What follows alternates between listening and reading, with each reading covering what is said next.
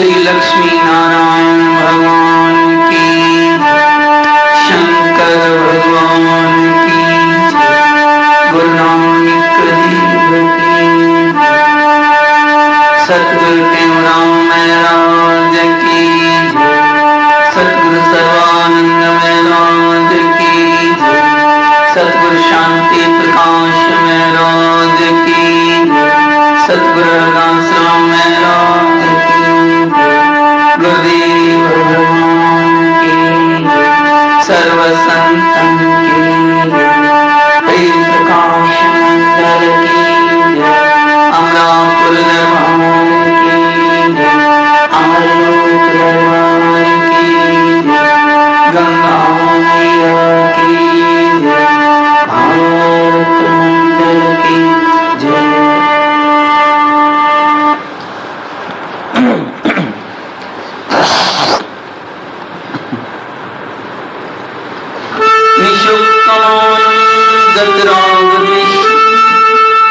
ज्ञानी कस्तूरम जगदेक वंदम अज्ञातलीनम इंद्रतकाम श्री टेमराम शरणम प्रपन्न श्री टेमराम शरणम प्रपन्न सर्वानंद प्रदातारम सर्वानंद विकासकम सर्वानंदितारम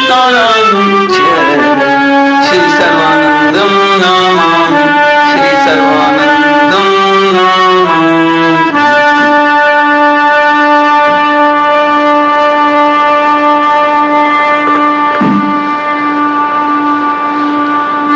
प्रथम बंधु गुरु पार ब्रह्म जो है सबका मूल, राम जो है सबका मूल, राम जो है सब जाकी इच्छा से बना सूक्ष्म जगत स्थूल, जाकी इच्छा की हरिहर सूर गणेश पुन शारद मात मना, जाके पद वंदन की सर्व विघ्न मिट जाए, सतगुर के पद पदानुसार लेकर मैं आधार, कहते हूँ संसार में शुभ लिया निज सार, सावधान होके सुनो प्रीतम प्रीत लगा, शिखर द्विज चूड़ाला की शिखर कथा कहूँ मैं गाय कथा,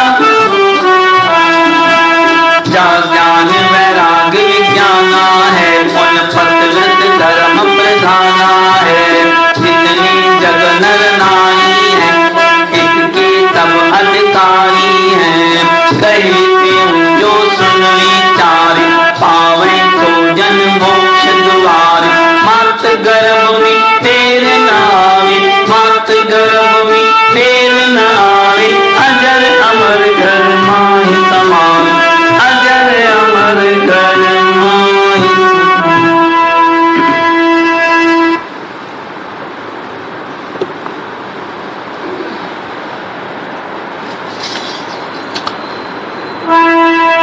मैं हूँ कौन कहाँ से आया, किसने मुझे बनाया है, कौन देश में जाना है, किसने खेल रचाया है, कौन जन्मता कौन सुमरता, कौन चुराती पावत है, काल किसी को कहते जूही, जीव लोक को खावत है, जीव ईश्वर मन ब्रह्म किया है, जग का कौन अपारा है, मैं मूर्ख ये जानत नाही, मैं मूर्ख ये जानत नाही, ना कछ मोहे विचारा है, ओ ना कछ मोहे विचारा।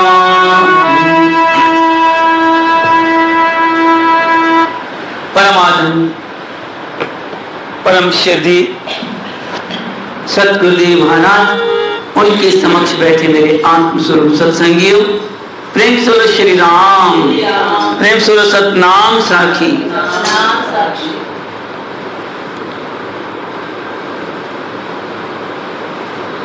ऐसी अद्भुत कथा है,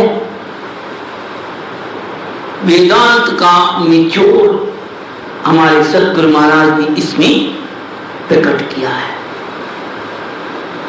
ये सब जो प्रश्न हैं उत्तम जिज्ञासु के, जिसकी वृत्ति संसार से हटकर परमात्मा में लगी है कि मैं हूं कौन, कहां से आया, किसने मुझे, जिसको इच्छा जागृत हो गई, जो जाग गया, संसार से उपराम हो गया, उसको ये शंका होती है कि आखिर मैं कौन हूं, क्यों आया हूं। ये प्रसंग कल तक चल चुका था। आज के प्रसंग में योग विशिष्ट में वशिष्ठ जी महाराज श्री रामचंद्र जी को सतगुरुदेव महाराज अपनी जिज्ञासु प्रेमियों को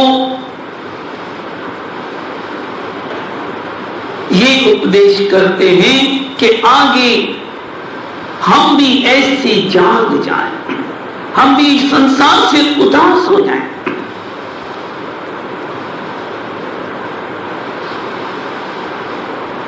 हम संसार से तृप्त होना चाहते हैं, संसार के पदार्थों से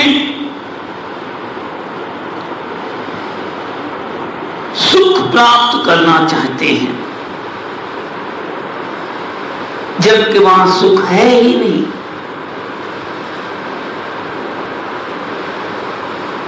लेकिन तृप्ति मिलती भी नहीं है, फिर भी दौड़ते हैं संसार की तरफ, क्योंकि हमारी मन की जागृति नहीं हुई है, सत्य असत्य का विचार ही नहीं किया।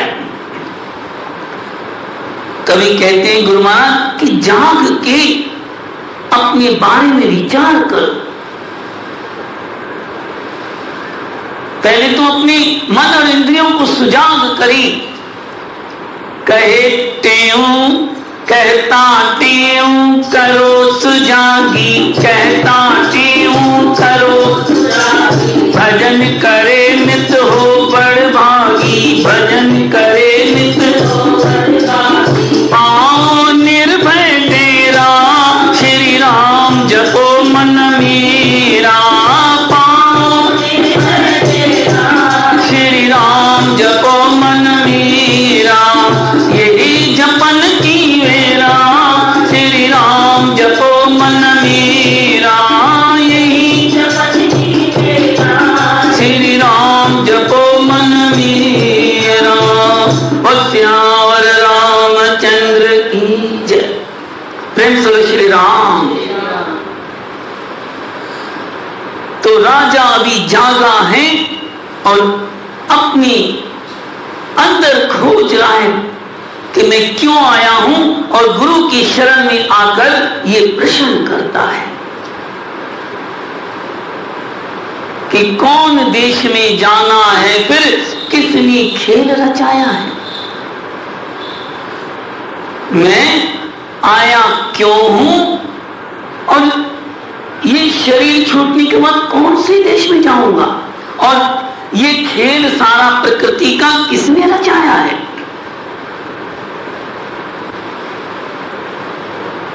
कौन जन्मता, कौन सुमरता, कौन चुरासी जाता है, जन्म ये कौन लेता है और मरता कौन है, कहां जाता है वो।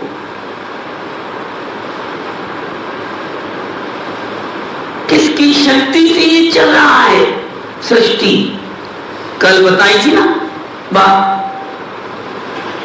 कि ऊंट इतना वजन उठा रहा था, तो ऑफिसर ने क्या कहा, भाई अब जब ये मर गया है तो इससे क्या निकल गया, इतना वजन उठा के चल रहा था, इसका इतना वजन है कि रस्सी भी नहीं निकलती, कौन चला रहा था इसको। बस वैराग लग गया और सौंप दिया अपने सारे कागज, इस्तीफा दे दिया, कहा ऑफिस में दे देना। ऐसा वैराग लगे ना हमको भी, लगता नहीं ना मेरा। हम उदास क्यों होते हैं मालूम है? हमारे अंदर संसार की कोई वस्तु नहीं प्राप्त होती तभी उदास हो रहे हैं। कभी परमात्मा के लिए उदास हुए हैं, कभी इस बात के लिए उदास हुए हैं। आखिर ये है क्या?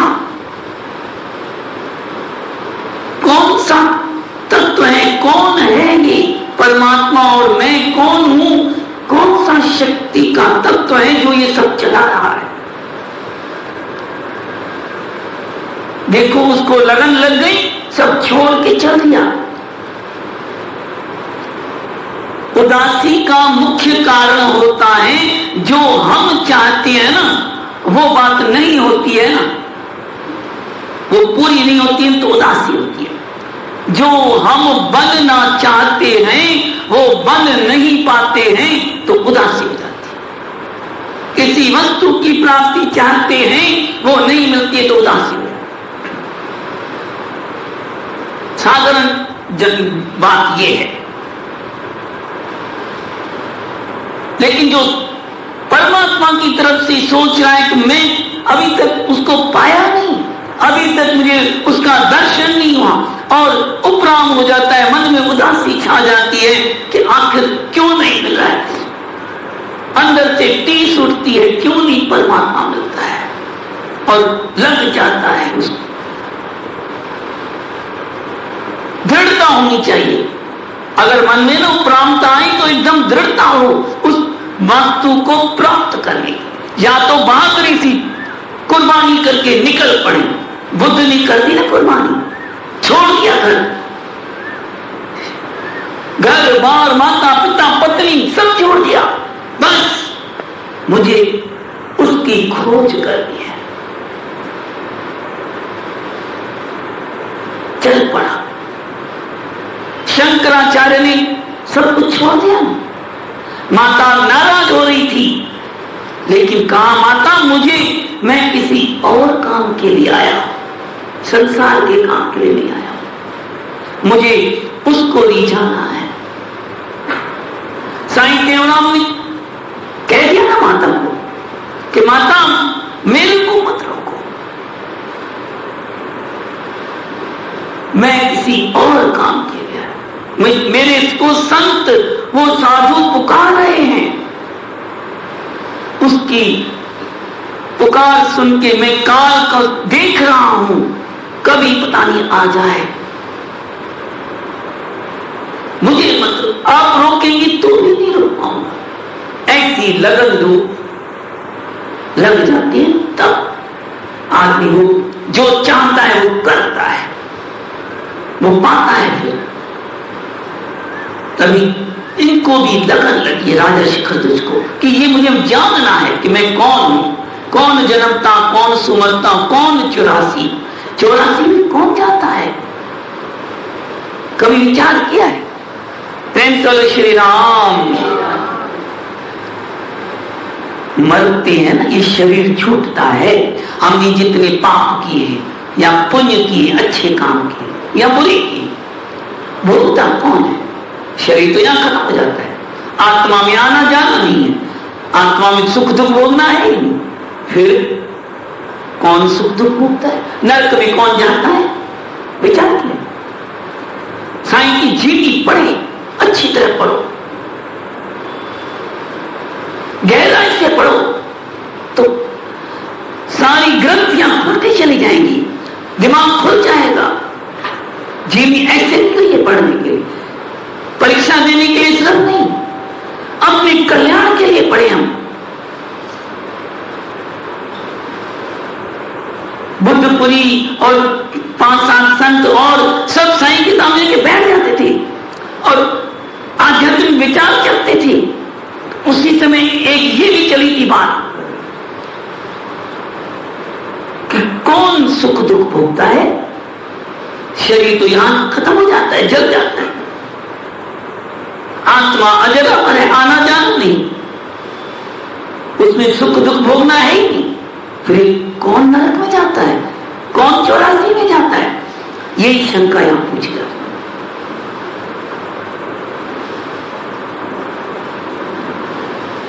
देखो, जब शरीर छूटता है वो जीव आत्मा इसमें से निकल जाती है। और जब भी जिसने मनुष्य ने अपने जीवन में कर्म किए हैं, बुरे या अच्छे, वो अंतःकरण पर अंकित हो जाते हैं। कंप्यूटर है ना, ये हमारा सबसे बड़ा दुनिया का कंप्यूटर, इसके मुकाबले कोई कंप्यूटर है ही नहीं। सारा अनंत जन्मों का इसमें जमा होता है संस्कार। वो मन, बुद्धि, चित्त, अहंकार का जो अंतःकरण है, सूक्ष्म शरीर है, वो उस जीव आत्मा के साथ हमारे सतगुरुदेवना महाराज का ये निर्णय चल सीधा सवाल करके उनको बता दिया कि भाई ये कौन पूछ रहा है कि मैं कहां जाऊंगा, मैं कौन दुख सुख भोगेगा, ये पूछ कौन रहा है? तो जो संतना पूछ रहा था, कह रहा था मैं पूछ रहा हूं, कारण बस ये मैं ही दुख सुख भोगेगी। अब विचार करो किस तरफ इशारा किया साईं ने। मैं मतलब अहंकार, अहंकार से ही मैं पैदा होती है, फिर ममता पैदा होती है, मैं और मेरा शरीर, शरीर के साथ संबंध, सारा संसार। तो ये अहंकार रूपी जो सूक्ष्म शरीर है, वो जीवात्मा के साथ जाकर के उसको जैसे ना डोरी बंधी हुई होती है इससे सूक्ष्म शरीर की जीवात्मा से, वो तो सूक्ष्म व्यापक होता है, लेकिन उस अहंकार रूपी सूक्ष्म शरीर के साथ वो उसको, उस सूक्ष्म शरीर को पहुंचाता है नरक में, स्वर्ग में, लोकों में, देवलोकों में, और दुख सुख भुगा के फिर जब उसका समय होता है फिर वापस पृथ्वी पर दूसरे शरीर प्रवेश। ऐसी अटपटी सी बातें हैं। कौन जन्मता कौन सुमरता, कौन 84 पावत है, काल किसी को कहते जो ही 3 लोगों को खाता है। काल कौन सा है वो जो 3 लोगों को खा जाता है? बड़ी अजीब बात है। योग विशिष्ट में आता है काल सबको ही खा जाता है। अरे भगवान जो अवतार लेते हैं उसको भी खा जाता है। कृष्ण को भी नहीं छोड़ा, राम को भी नहीं छोड़ा। अरे छोड़ो उस बात को, वो तो ब्रह्मा को भी नहीं छोड़ता, शंकर को भी नहीं छोड़ता, विष्णु को भी नहीं छोड़ता। वो सब भी जब महाप्रलय होती है ना, वो सब भी ब्रह्म में लीन हो जाता है। एक ब्रह्म तत्व रहता है, फिर वो पूर्णी से फिर वही बनता है। जीव ईश्वर ब्रह्म क्या है, जग का कौन आकार है? इतनी प्रश्न पूछ कि भाई जीव क्या है, ब्रह्म क्या है, ईश्वर क्या है, ये जग का कौन सा आकार है? जो ये दिख रहा है यही आकार है क्या? जग तो निरंतर बदल रहा है, संसार संसरना मतलब सरकता जा रहा है।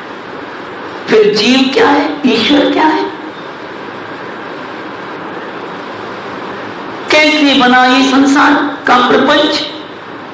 गूलर की तरह है।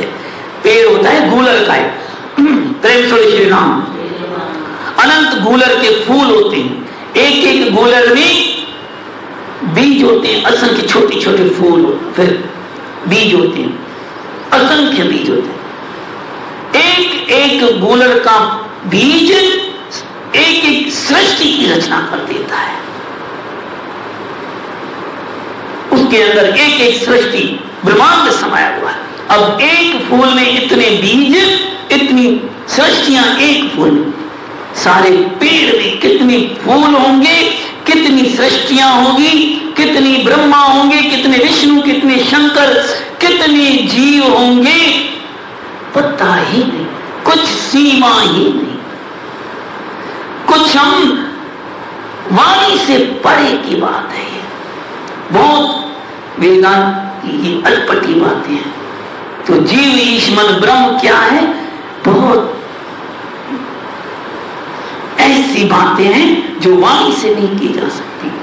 मैं मूर्ख ये जानत नहीं ना कछ मोय, कि मेरे को तो अज्ञान है, मैं कुछ जानता ही नहीं कि संसार है क्या। कहते तो हैं कि ब्रह्म से फुरना हुआ, फुरने से संसार हुआ, लेकिन मुझे तो प्रत्यक्ष बात सुनाए, सब कुछ साबित, पेड़, पृथ्वी, इतने बड़े बड़े खिलौने, बड़े बच्चे, जवान औरतें, माँ, पिताएं, पता नहीं कितने असंख्य जीव मुझे साफ साफ दिख रहे हैं। कैसे समझो झूठे? और तुम कह रहे हो, वशिष्ठ जी को राम जी कहते हैं, आप कहते हो फुरने से बना है। फुरने का ये बना पतारा, फुरने का ये बना पतारा, फुरने का ये बना पतारा, फुरने का ये बना पतारा, ना कछ आया जाया हरने अजब तमाशा लाया, ना कछ आया जाया हरने अजब तमाशा लाया, ओ अजब तमाशा लाया हरने अजब तमाशा लाया, अजब तमाशा लाया हरने अजब तमाशा लाया, मैं देख देख वित माया हरने अजब तमाशा लाया, मैं देख देख वित माया हरने अजब तमाशा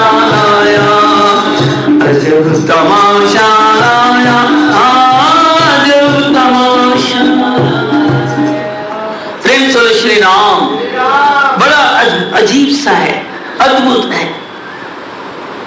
तो मैं तो जानता है, अपने आप को गुरु के यहाँ, संत के यहाँ जाए ना, अपनी होशियारी नहीं दिखाए कि मैं इतना जानता हूं, नहीं, मैं कुछ भी नहीं जानता हूं, मैं तो आपकी शरण में हूं, मेरा तो कल्याण आप करो, ऐसी कृपा करो, ऐसा आत्मज्ञान दो कि बस सारी ग्रंथियां टूट जाएं, जीव और ईश के भेद की। तो ऐसी प्रार्थना कर रहा है। मैं मूर्ख कुछ जानत नहीं, ना कुछ मोह विचार है। हे भगवान, मैं कौन हूँ, कहां से आया हूँ, कहां मुझको जाना है, संसार किसने रचा है, 84 कौन जाता है, जो वस्तुएं आती हैं, जाती हैं, घटती हैं, बढ़ती हैं, वो तो नाश हो जाती है। ये आत्मा तो जीव जाए तो नाश हो जाएगा। अगर आत्मा में आना जाना हो फिर तो आत्मा नाशवान हो गई, और कहते हैं आत्मा तो अजर अमर है। फिर कौन 84 जाता है, कौन, ये जीव क्या है, जीव देखा है, जीव का पता ही नहीं क्या है, जीव दिखाई देता है, जीव आत्मा दिखाई देती है नहीं, कहते हैं सुना है। उधर शरीर शरीर बोलते, उसकी जगह जीव जीव बोल, ऐसे पक्का विचार करना, आत्मा हूं मैं,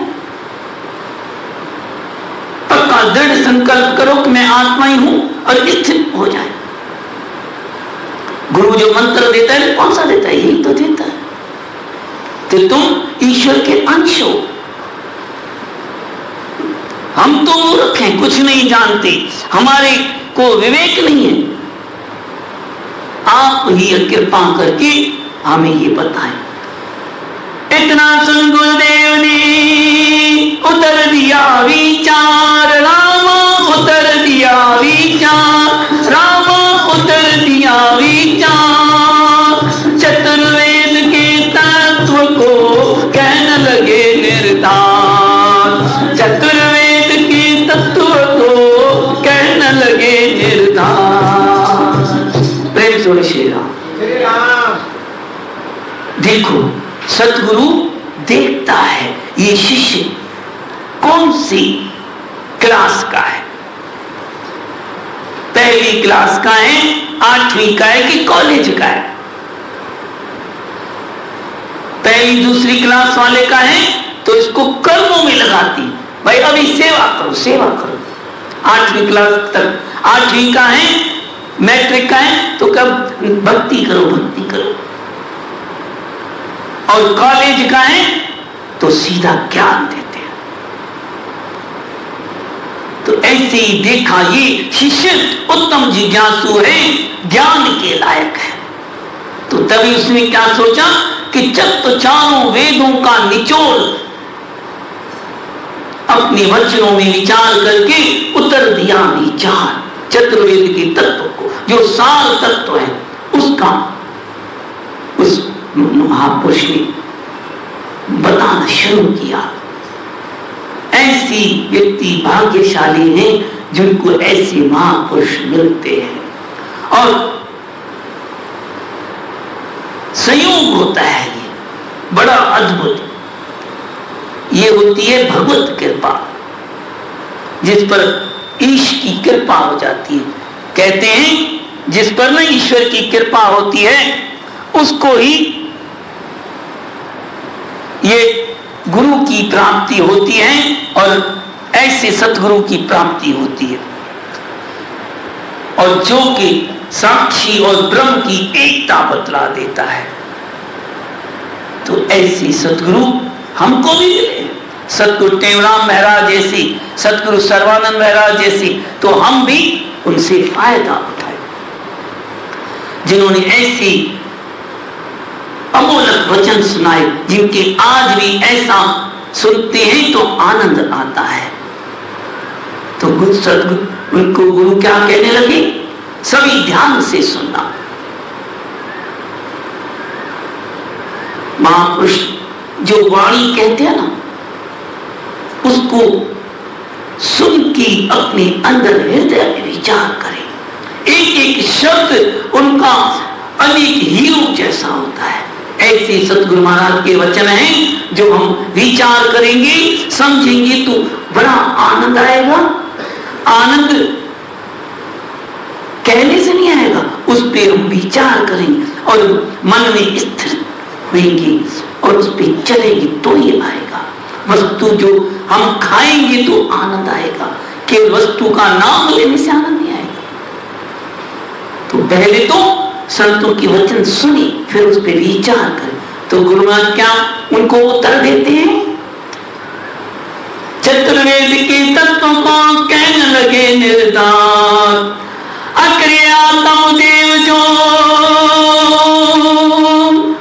सर्वरूप है आप, राम सर्वरूप है आप, ऐसा निश्चय धार के जप ले सो हम जा, ऐसा निश्चय धार के जप ले शिवो हम जा, जप ले शिवो हम जा। महापुरुष ने क्या कहा कि भाई सार वेद का तत्व बताता हूं। अक्रिय आत्म देव जो स्वरूप है आप, तुम ये शरीर नहीं हो, शरीर तो घर है तुम्हारा, जिस घर में रहने आए। यहां तो मेहमान है, मुसाफिर खाना में जैसे रहते हैं। इस घर का ध्यान रखना है, क्योंकि घर में घर अच्छा ठीक रहेगा तो हम रह सकेंगे, नहीं तो रह नहीं सकेंगे। घर को ठीक रखना है, लेकिन घर में मोह नहीं रखना है। घर में रहने आए हैं, लेकिन मैं ये मकान नहीं हूं, इस मकान से न्यारा हूं। कैसा हूं? अक्रिय हूं, मेरे अंदर क्रिया नहीं है, आना जाना क्रिया नहीं है मेरे में। आत्म देव जो आत्मा अक्रिय है, आत्म देव परमात्मा ब्रह्म देव आप जो अक्रिय, जिसमें क्रिया नहीं है, वो तुम्हारा रूप है। और ऐसा पक्का निश्चय करो। कहते सभी हैं साधु संत, चाहे जिज्ञासु चाहे प्रेमी, कि मैं आत्मा हूं, मैं ब्रह्म हूं, लेकिन इसमें निष्ठा पक्की किसी बड़भागी की करोड़ों में एक होती है। सवन में सुझे कौन? हजार में हुजे कौन, लख लखन में लभे कौन, करोड़न में करोड़ों में कोई कोई ऐसा होता है जो इस तत्व को जान पाता है।